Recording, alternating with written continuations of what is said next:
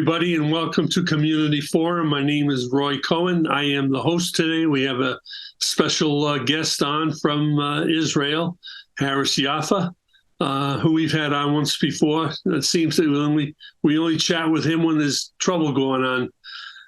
It's never a dull moment here in the Holy Land. No, well, welcome, Harris, to the show, and we understand the rules. If there's an attack while you're interviewing and you have to leave the scene, go for it. We'll have it blank until you come back. And just so your listeners understand, you will probably hear if there are any loud noises outside or sirens, which will be the trigger for me to briefly excuse myself. It's usually for about 3 to 5 minutes, and then I come back. For those who are not possessors of a postdoctorate in Hebrew, my chosen backdrop today happens to be just a screenshot from the ongoing 24-hour round-the-clock news coverage on all the stations here of the events that are going on. A real quick synopsis, and then we can get it, if you want, I'll get into some details, is that Saturday morning at 6:30 local time here in Israel, corresponding to 11:30 p.m. Friday night, in the heart of the holiday of Simchat Torah, the end of our holiday of Sukkot or Tabernacles, the harvest holiday, the big holiday in the fall of the year. Saturday morning at 6:30, the forces of Hamas in Gaza, in an extremely, as it turns out, well planned out and decisive move, breached the security fence in Gaza and penetrated into the area to the east of the eastern border of the Gaza Strip, which is often referred to as the envelope. It's the cities and communities within a mile or so of the border. They breached the fence under what turns out to be the cover of long, extended volleys of rockets, so that while we're busy worrying about the rockets, they were busy infiltrating the communities and actually taking them over to the point where you have people in their safe rooms. And do I need to explain safe room? Sure. Roy? Please do. In the next level from having a bomb shelter nearby, modern residences in Israel are built with what are called safe rooms. That's one room in the house that, rather than being a 4 to 6 inch thick concrete wall, is 12 to 16 inches thick on all 4 sides of the room, with armored windows and armored doors to withstand the force of any rocket strikes or shrapnel falling from the sky. And what you had was, when the attack took place at 6:30, people were rushing into their safe rooms. And in certain communities where the Hamas infiltrators got to, they were actually breaking into homes, and people whose safe room wasn't securely closed, they were breaking through the doors and killing people. At the same time, there had been, because of the holiday, there had been a large musical festival in a nearby community with hundreds of people there. And they also went there, and the first thing they did was they just opened fire. And all the people were racing to escape, but 250 people were shot dead on the spot. And hundreds more, we don't have an exact count at this time, were actually taken hostage by Hamas back to Gaza. And these are including primarily a lot of the people from the concert. So you've got all ages, senior citizens, young people, children, men, women, and even some soldiers. And we don't know who's who. And they're still making the lists because it's a very difficult way to try and figure these things out. At the same time, you have the forces that were overrunning homes and had, unless things have changed, there's still not sure that we've regained control of all the communities, two in particular, one called Kfar Aza and the other one called Be'eri, that are communities near the Gaza line. And we have, and also in the town, people may have heard of the name of the town of Sderot, that also has had a lot of activity where they're trying to get these infiltrators out that have come into Israel and in some cases disguise themselves as, I guess, locals, people who they might be even look like they're in uniform. And they're, so they're telling people, do not open your doors. Do not, if you don't know who it is, don't open the door. If a lot of Israelis, because of the situation here in Israel, are also armed, and they're telling civilians, don't go out with your guns in an effort to protect yourself. Please leave that to the army because, as was explained by a spokesman for the IDF, the Israel Defense Forces, the policy that they're following at this point, oddly enough, and maybe unusual enough to the American audience, but the policy they're following is shoot first, investigate later, because they're not going to have time to decide or figure out if you are friend or foe. In earlier discussions during the day on Saturday, and remember that for Jews, this was not just a holiday, it was also the Sabbath. And so it's already an amazing thing that Jews, observant or not, were not worrying about observing the holiday because, according to Jewish custom, sustaining a life supersedes even the Sabbath. So that's just an aside for the people who are wondering. But when the Prime Minister, Benjamin Netanyahu, got on the air and he was explaining that this is not an event, as has been sometimes called, or this is not a campaign where you may have heard of the shielded edge and things like that. It's not a campaign, it's not an event. We are at war. Late yesterday, Sunday afternoon, which would have been October 8th, they actually formally said the actual words of declaring that a state of war exists between Israel and Hamas. This is very important for the purposes of all the analysts that are going to decide, well, what are the guidelines that we must abide by during an event or a campaign or a state of war.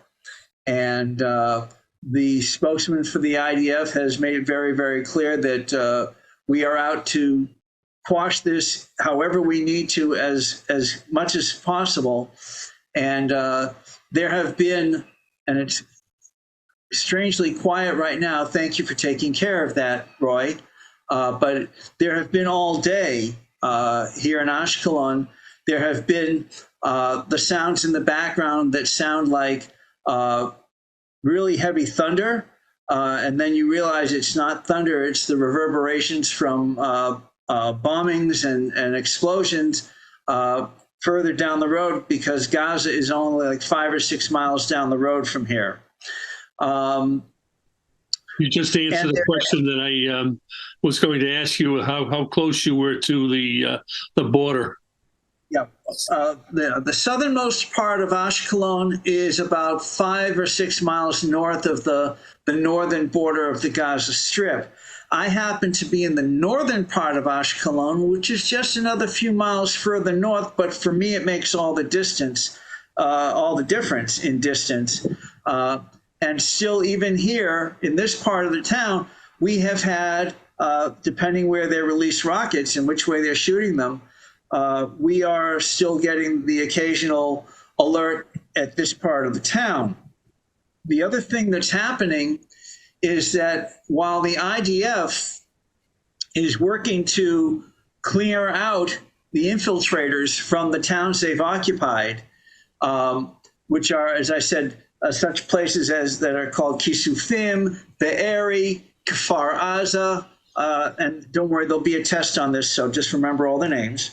But at the same time that this is what's going on, so Hamas knows they've got their operatives in these towns. They're still raining rockets down on those same locations, which tells us how Hamas, clearly by their behavior, how much they do or don't regard life, even their own. And that's what makes it very difficult for an opposing force like the IDF. How do you scare people into backing off if they don't even care about their own? So that's a pretty summation of what's going on. Again, the count right now is at least 700 murdered and 2,400 injured of all levels. And of the dead, at least 250 of those are from that music festival.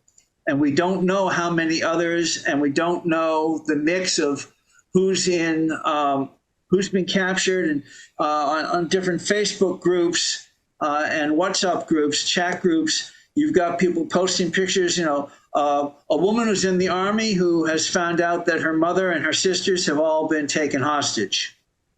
Or there was a video that was posted of a mother, father, and two children in their home, and in the background you hear the Hamas person who's holding them at gunpoint in their living room. And you can hear shooting on the outside, and they're all clutching to the ground. This is real world stuff. This is, in its own way, a lot more serious than anything that's experienced in the past. And to add just a little bit more to the mix, we've got in the north, all the way to the north on the Lebanese border, there are forces from Hezbollah working to penetrate the border on the Lebanese border, and you've got them penetrating, being pushed back, and still trying to penetrate again. So there's a lot going on. A lot of people are getting very, very upset. I don't know if it's apparent to you, Roy, compared to the last time we chatted 4 years ago. It was that long. If I sound like I'm holding it together or not, I like to think that I'm maintaining some composure. But I'm sitting here on the for what it matters. I'm on the sixth floor, the top floor of an apartment building in a neighborhood where there are not a lot of tall buildings. And some of the hits, anyone who knows me has seen on my Facebook page. I've posted there so that people don't have to call me and ask what's going on. I've posted pictures. One photo that I put up was looking north from my apartment. My apartment happens to be on the north side of the building, and looking further north from my apartment was a you could see the smoke rising from a building where a rocket had hit, and that's yet another quarter to half mile north of me, and also just a couple of blocks away from me. During one of the times we were sitting in the middle of the stairwell of the building, because we don't have safe rooms in this building. It's an older building, and we heard a loud boom, bang, and rattle and everything. And it turns out just a couple of doors down, there was a house that was hit. So this is striking a lot closer to home in every metaphorical sense of the word, and we're just going to get through it. That's all I can say. I'm trying to think other things related. Ben Gurion Airport was closed for a while. It is open now, but there are very few airlines operating, most of them European-based. The major American flag carriers, Delta, United, and who's the third one? Delta, United, and American, who all have nonstops from the East Coast or other points in the U.S. to Israel, they're currently all canceled at this time. And you got a situation where I've got friends who are trying to get back to the States, and their flights on other than El Al have been canceled. And people who are, and then there are Israelis who have received their reserved callback notices in their, on their phones, and they're in Los Angeles and they can't get back to Israel to report for duty. So there's all those kinds of dilemmas going on.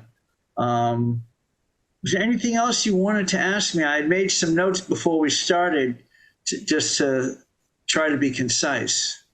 Well, I've been watching CNN and Fox News before my chat with you, and I see there's a lot of blame going on in Iran. They're blaming Iran for backing this. Well, it happens to be coincidental to certain international things going on that I'm purposely not going to say out loud that everybody knows. But yes, Iran and Qatar have been funding Hamas. It's not been a secret. And Iran recently came into a bunch of money. And are you talking that $6 billion? Golly gosh, I couldn't really be sure what it would be exactly. Just I heard they came into some money. That's my story, and I'm sticking to it because I'm really not. I don't want to be playing the political game. There's too many. The one thing I want to stay away from is laying blame politically, either domestically or internationally. There are a lot of fingers being pointed because everybody wants to claim that somebody else could have prevented it. There are a lot of things that could have prevented this, and I'm not going to try to decide and be an authority on which single event that did or didn't happen would have prevented this. What is rather curious, given that we know that for ages now that Iran and Qatar have been funding Hamas, and all of a sudden Qatar has been offering to see what they can do to broker a deal. Okay, much like in the past, it was Egypt that would broker a deal. The difference is that conspicuous by its absence is that, Egypt doesn't have anything to do with Gaza at all. Their borders are closed. And that's another very interesting piece of information that no one talks about, that their Arab neighbors. Harris, when you say the borders are closed in Egypt, is that just to get into Israel or out of Israel? I'm not talking about Israel. I'm talking the border between Egypt and Gaza. Oh, okay. It is closed. It's never been open the way the Israeli border had been open between Gaza and Israel proper. There are a lot of Gazans Arabs in Gaza who would come into Israel to work every day and go home every night. And those borders have been closed.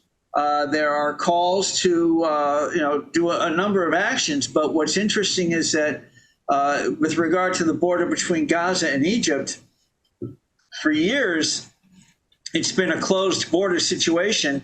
And people who would be trying to escape the Hamas rule in Gaza, if they tried to do it via the Mediterranean Sea, as it were, swim out and then cross the border into Egyptian waters and come ashore there, Egyptian security, we'll just use the nice word, would eliminate them before they ever get to the beach. Right. Egypt is having none of it.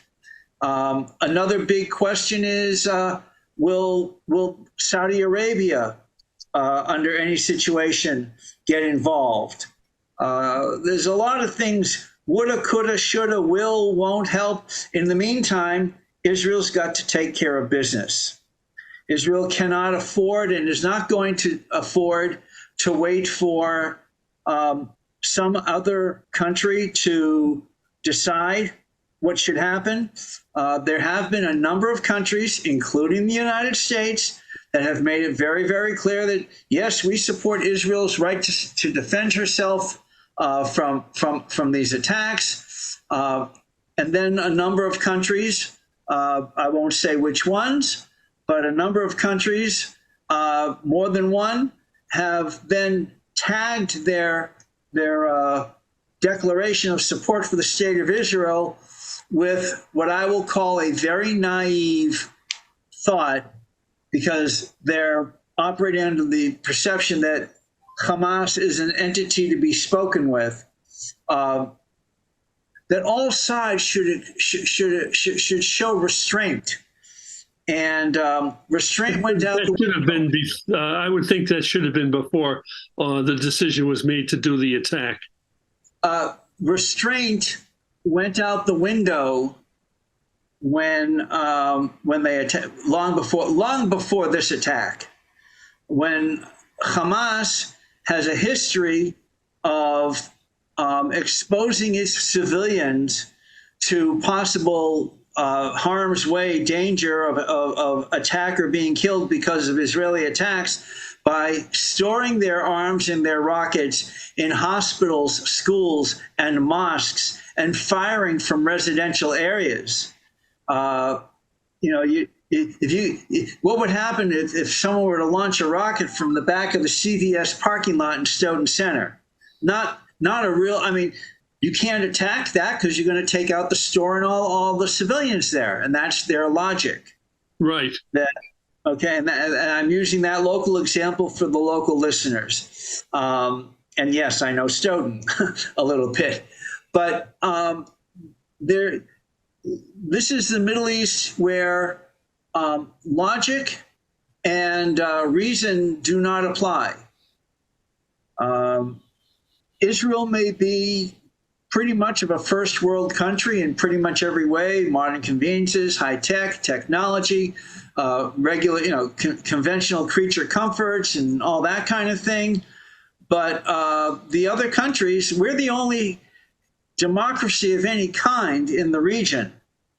All of the other countries, whether they be part of, the former British mandate or the former Ottoman mandate of what was then called Palestine, all of these countries are now some form of monarchy or dictatorship. You have in Syria, you have, their president Assad, who murders his own.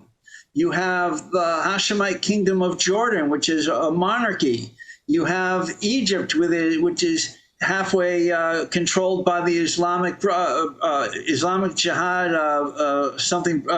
Brotherhood, Muslim Brotherhood. You've got Lebanon, which is half under control of Hezbollah. All of these organizations, Hezbollah, Fatah, the Palestinian Authority that has repeatedly said no state of Israel, period. Hamas, part of its charter is the destruction of the state of Israel.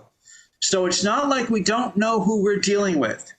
We know who we're dealing with. We know where it's coming from, and we're getting sick and tired of it. And I'm sorry if I'm starting to sound like I'm ranting, but no, you're doing fine. This is where we are. In answer to the question, people say, well, why, if with all the rockets from Ashkelon, why don't you go someplace else? Anyone who's been following social media will know that there have been rocket attacks all up and down Israel, as far north as coming from Lebanon into northern Israel, or from Gaza, striking points in the Tel Aviv area, as well as in Jerusalem. We're in a small location, as they say, the size of the state of New Jersey. Okay, there's nowhere to run, and besides, I'm not going anywhere. This is my home, and that's it. It's plainly stated. I know we're coming up on about 25 minutes, 28 minutes. How many years have you been there now, Harris? I just celebrated my Sweet 16 this past July. Wow, time flies. Time really flies. But this is where we are. I'm amazed that during this interview, unlike the last time, it's been relatively quiet. It's the power that that I have. It's the power of the Kohen, Roy Cohen. There you go. That's it. So we'll just keep talking forever and hopefully keep it that way, huh? Well, I've been told that I don't ever shut up, so You're doing okay, Harris. You're making it a very easy interview. I'm here. I appreciate the outpouring of all of my friends and colleagues that I know from Stoughton, who have been just all over the place from the synagogue in Stoughton to other friends and associates in that area, as well as a lot of folks that I haven't heard from in ages have been contacting me by Facebook Messenger and other means just to make sure that I'm okay. And I know that a lot of people say, oh, thoughts and prayers, thoughts and prayers. Thoughts and prayers in this case do work to let us know that people are thinking of us. When you get the call from someone who says, gee, I know it's been years since we talked, but I saw what's going on and I wanted to make sure you're okay. That was one message that I got. Or another buddy of mine who lives in another town here in Israel, who has also gotten sirens, is in touch with me 2 or 3 times a day. People just want to make sure that everything's all right. And so I appreciate that. We're going to continue on. Life goes on. We will continue. And that's pretty much what we got to say for this today. Any other questions about what maybe I haven't addressed that people would want to know about what's going on? No, I think that you've covered most of it very adequately. I have no complaints at all.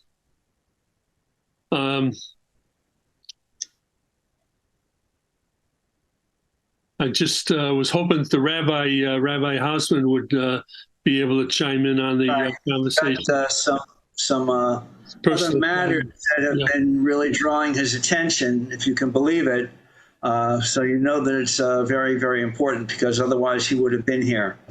But he's got some as or more pressing matters of his own, and we wish him and those around him the best as well. Absolutely. I should have started off the conversation by wishing you Happy New Year. Happy and healthy. Well, Shana Tova. It's been, we just have finished the season of festivals with Rosh Hashanah, Yom Kippur, and culminating this past weekend with Sukkot, the harvest holiday that ends with the celebration of the reading of Torah and the ending and restarting of that reading of the cyclical reading of the 5 books of Moses. That somehow every week if you analyze the portion of the week, every single week, and Rabbi Hausman will tell you, there's always something relevant, however, to the events of the current week. And so that was rather poignant that like 50 years ago on a Saturday, on Yom Kippur, the Arabs attacked. This year, pretty much on the 50th anniversary of the Yom Kippur War, according to the civilian calendar, they attacked again. And it's been a tough one. It's been a very tough one for us. I'd like to make the audience aware of the fact that your roots, I believe, are in Brockton. My most recent roots are in Brockton. I'm originally born and raised in metropolitan Boston area. In the last 10 years before I made my immigration move called Aliyah, or coming up to the land of Israel, I was in Stoughton, a member of the synagogue Havat Torah congregation with Rabbi Hausman, and that's how I was able to develop connections with folks there in Stoughton, including yourself. And so, yeah, I have roots in the area.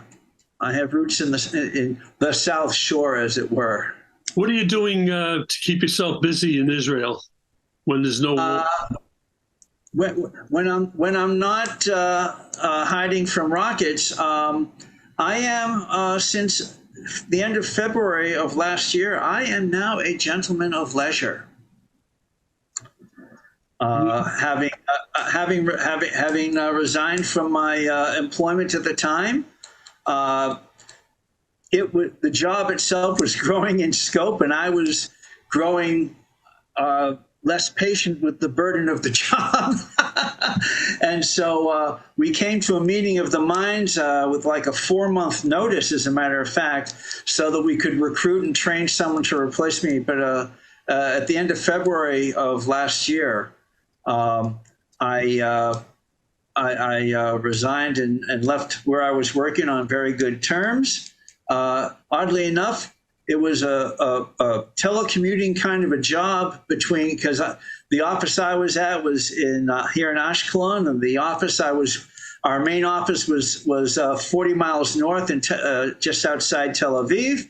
And so I was telecommuting from my office to my boss's office. So when we will just call it the big health crisis, descended upon the world in 2020, I went from sitting alone in a room in an office building to sitting here in my home office to do my work. So things didn't change for me there. But at the end of February 2022, it was time for me to make the change and help them to transition through it. And so it was a great departure. But since then, I spend my time doing any manner of things. You know, they say nature abhors a vacuum. 2 or 3 times a week, I go out for a walk along the beach. I'm just 20 minutes from the sea.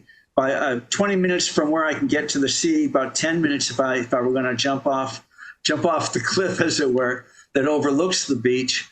But I live right up, essentially for all intents and purposes. I live pretty near the coast, pretty near the water. So I'll take my long walks, and check out things on YouTube, stuff like that. There's always something. It's always something. I make my own bagels. Golly gosh. It's a lot cheaper, and besides, I know it'll sound funny to a lot of the folks in the Boston area that, what, you live in Israel, you can't find a bagel? Well, bagels are of Eastern European or Ashkenazic culture, and the majority of Jews here in Israel are of the Mediterranean and Eastern cultures, or from North Africa and the countries that are traditionally regarded as being Arabic. Jews from Iraq, Jews from Yemen, Jews from Algeria, Tunisia, Morocco, Yemen. Yemen on the Arabian Peninsula. Yemen is a large Jewish community that came to Israel from there, that is regarded as probably being the purest form of Hebrew, which if you heard it, you'd wonder what kind of an accent it was, because there's a more pronounced pronunciation, as it were. But back to the bagels, I don't find a lot of bagels here in Israel, and the ones that I get are, a little bit more expensive than going to the local bagel stores in Stoughton, which are around $22, $18 a dozen. And it's, that kind of money here, I'm just not about to spend, so I make my own. And it's not a difficult thing, and I get bagels. I'm sure I even go help whole wheat bagels. Delicious. I've been doing okay with them for about 1.5 years. I make my own bagels. I cook. What I have to do here. I don't eat out too much in Israel. Eating out in Israel is a lot more expensive than at home. Even more so, just like going out to eat in the United States is more expensive than eating home. But if you go out to your favorite place to eat in the Boston area, whatever it is you spend, figure 30% more to do the same thing here in Israel. Well, I don't care if it's fast food or sit down. It's going to be about 30 to 40% more. And so it's just a little. The only things that are cheaper here are cell phone service and Tuesday night 10 shekel movies. So call it $3 movies for seniors on Tuesday nights. But you don't qualify for that, do you? Oh, I absolutely do. I'm hitting the changing that first digit to the big seven this next month. You're kidding. Congratulations. Absolutely. And to the point where in Israel, when you renew your driver's license, and maybe the United States might want to think about this, when you renew your driver's license, starting at age 70, you don't just renew it, like push the electronic paper. You have to get an eye exam. Then you have to go, which I suppose is usual and customary, except that most people do it at the registry of motor vehicles. Here, you have to get the eye exam first and have your eye doctor sign off on it. And then you have to go to your personal physician and have him fill out the form that they ask the different questions about and sign off on that. Then you send that in. And then I get the letter back saying that, well, we received your medical form. We reviewed it. It's all in order, and we'll send you the form. And a week ago, I got my letter in the mail saying, here's your license renewal form. It's going to cost this much money. And I went down to my local drugstore where they have a self-service, ATM kind of kiosk kind of thing. And I punched in my ID number and stuck my credit card in and renewed my driver's license right then and there. And it says from 30 days from the time you pay it, you'll have it in the mail. So hopefully, I better have it in the mail because surprise, surprise, I'm coming to Boston in the middle of November. I'll be in the Brockton Stoughton area in the second half of November. We'll have to get together for a bagel. We'll have to go to Cobb's Corner to Life's a Bagel and do it up. Absolutely. Good recall there.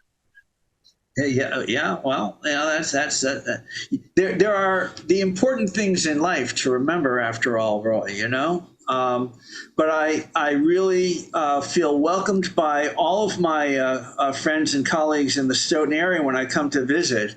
Everybody makes it that point. They hear I'm coming, and they all know that they can find me at the synagogue. So Friday night, people show up to the synagogue who practically never show up, and the rabbi has two things to say to me when I walk in. He says, number one, great to see you. Thanks for coming. Missed you. And second of all, you got here, so you get to lead services tonight. So that's interesting. It's quite a warm welcome to be welcomed back into with such open arms to my friends and colleagues in the Stoughton area. Well, you left in a great history.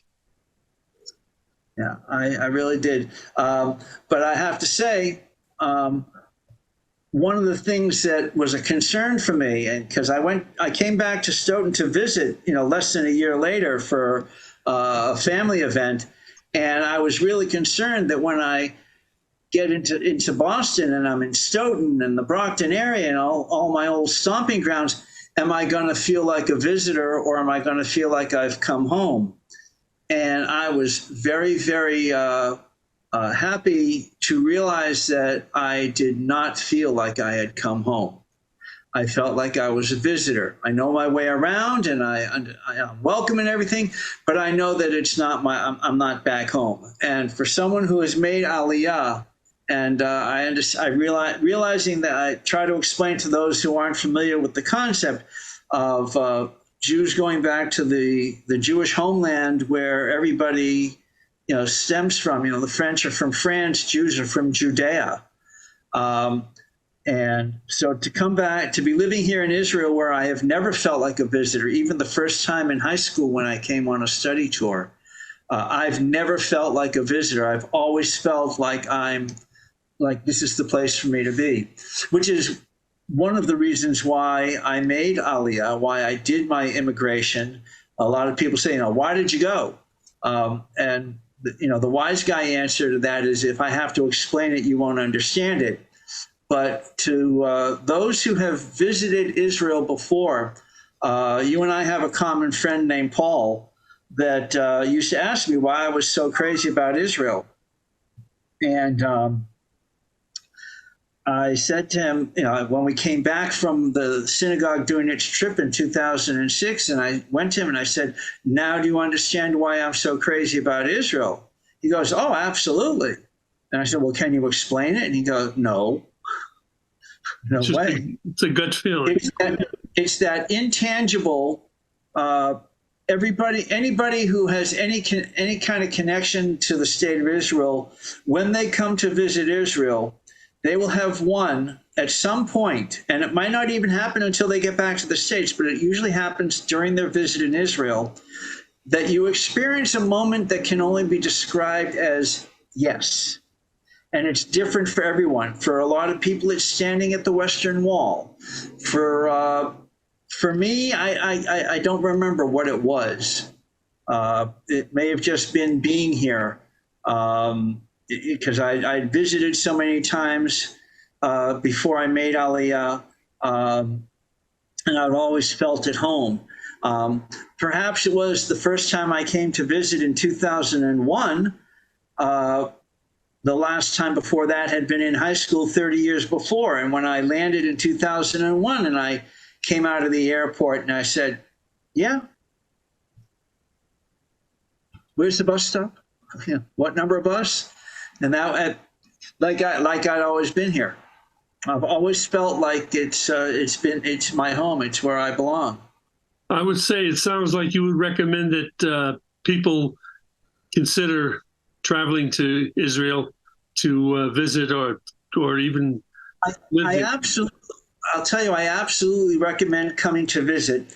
It gives you, first of all, for too many people, and this covers many subjects, not just the ongoing crisis here now, but just the life in it, the concept of life in Israel in general. For so many people, whether it be Israel, it could be Iran. The big issue, Iran's a big issue in the United States now, and the key is that for so many people, Iran is over there, and I'm in Israel. I'm here. And that makes all the difference. It's not an over there kind of a thing. It will take care of itself or it will get dealt with. I'm in Israel. It needs to be dealt with here and now. And anyone who comes to visit will get a new sense of what it's like. Or let's say that you're a Jewish person, not overly observant, but a Jewish person who has always lived in the United States, and you say to yourself, Harris, what do you mean you like being on the other side of the double standard? And by that, I'm talking about instead of being a Jew living in a Christian world, I'm a Jew in a Jewish country. So, for instance, in day-to-day life, even if you're not that observant, not having to wonder, will you get out of work on Friday before the Sabbath starts? Because everyone does. Or days off for the holidays, where some people may have to take vacation days so they can go be with family for the Passover Seder. Or for Rosh Hashanah Yom Kippur, they have to take vacation days. And that doesn't apply here. Or the seasonal commercials, instead of having the inside joke in the commercial being related to the Christian holiday of the time, that it's related to the Jewish holiday of the time. That I go to the supermarket on a Friday to do my weekly grocery shopping, and the cashier wishes me a good Sabbath. That's nice, warm sentiment. It's a feeling that, it's something that's, personal. I go to a store in Cobb's Corner or the different branch, South Shore Plaza. And if it's that time of year and I'm checking out and the clerk says Merry Christmas to me, I don't take offense at that because they don't know me. I know that they're just giving me a greeting of the season. I say thank you. But here in Israel, I'm getting a real greeting of the season. When the starting as early as Thursday afternoon, people are wishing you a good Sabbath, have a good holiday. If we're coming up on a fast day, you should have an easy fast. and we don't apologize. For those who celebrate, we don't wish people happy holiday for those who celebrate. We wish people a happy holiday. We're not apologizing to anybody.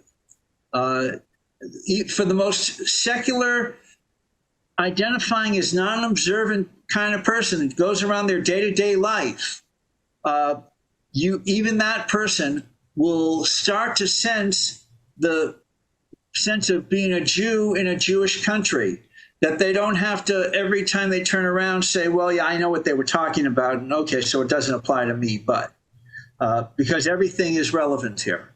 Everything is relevant. Yeah. And nothing, hey, this is not Garden of Eden. It is not the perfect thing. We have our religious fanatics as well, except that good news, bad news, I understand exactly where they're coming from because I studied well in Hebrew school. And so when the far right-wing religionists start making remarks about how people should observe, I take the same reaction as I hear that, when the super religious in the United States want to tell everyone else how to run their lives. Same story, different network. But it's all part of being here. It's all part of being here. I've been here for 16 years. I'm going to be here however many more. I'm happy to be here. I'm grateful every day for my life from God above. I know that's a given.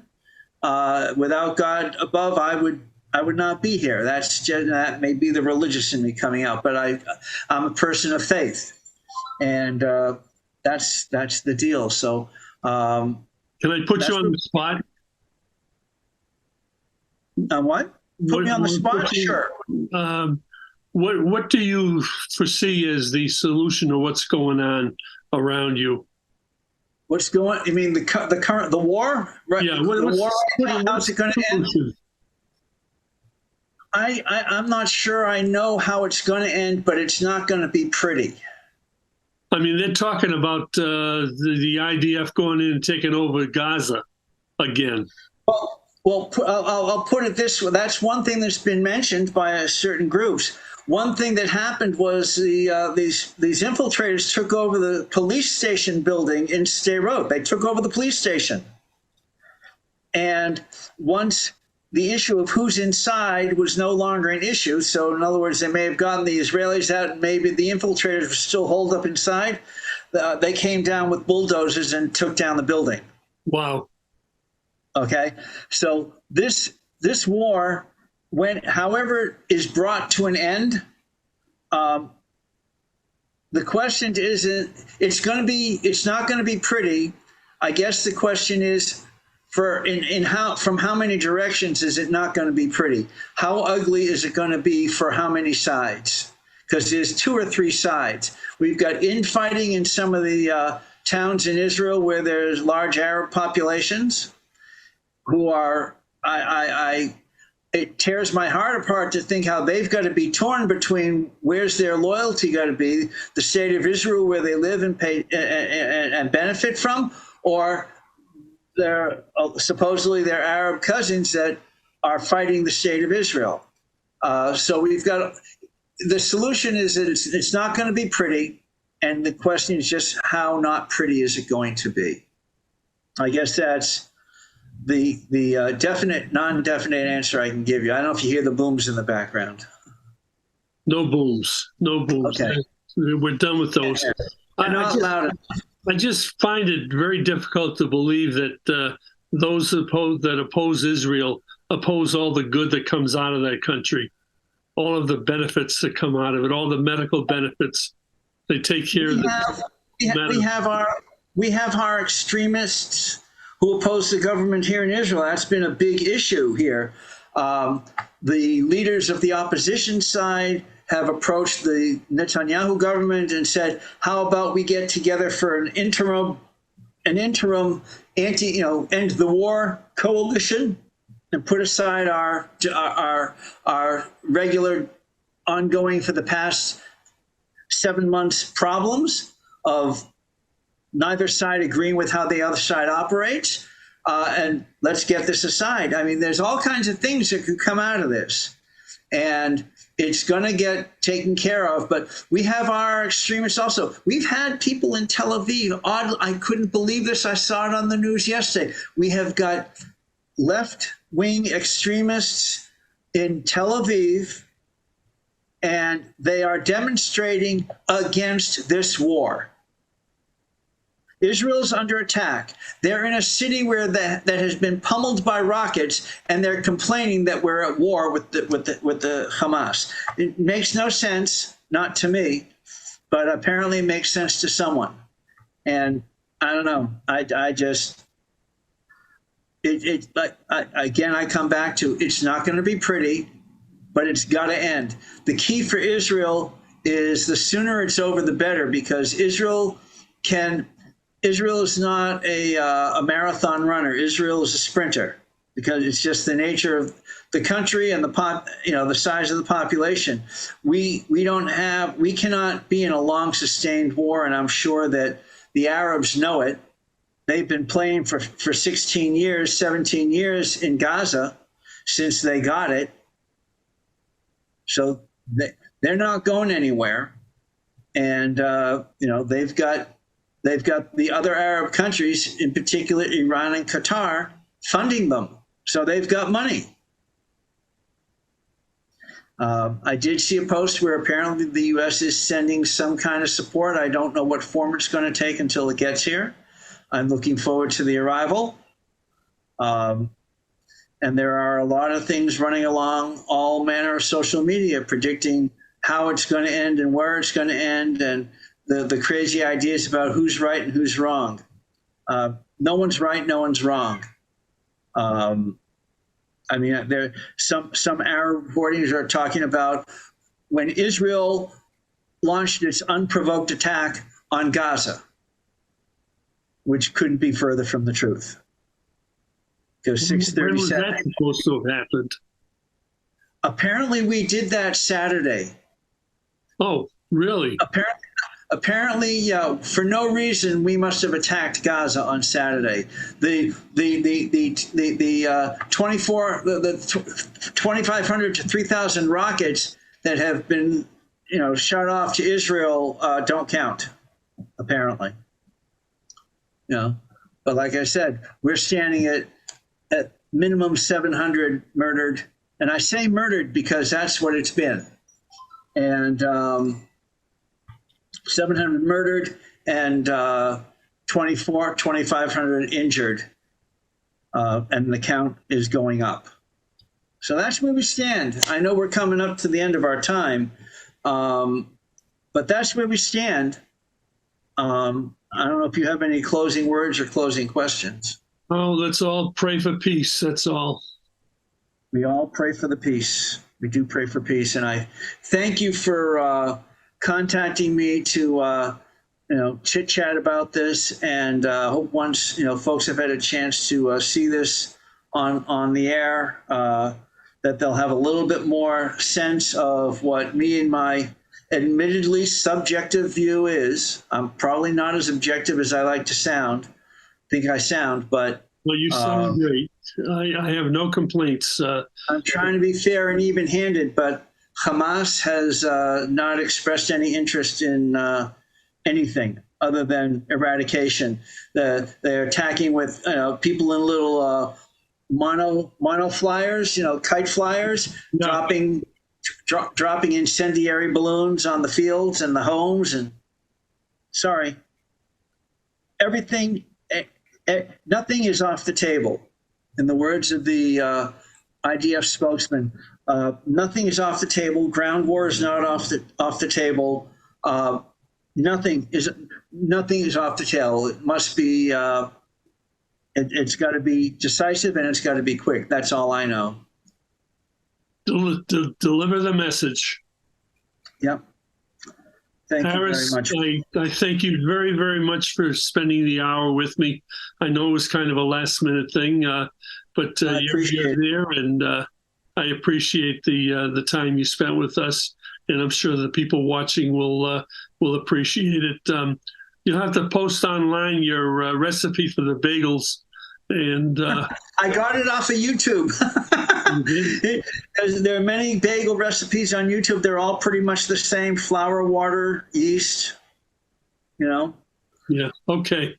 Harris, I thank you very much for the interview, and I hope to see you soon one of these days with your visit back to the area. I appreciate that. I will look forward to seeing you in November. I arrive on Wednesday the 15th, and so I'll be in town for a couple of weeks, and we'll definitely have to get together. Good. We miss you, Harris.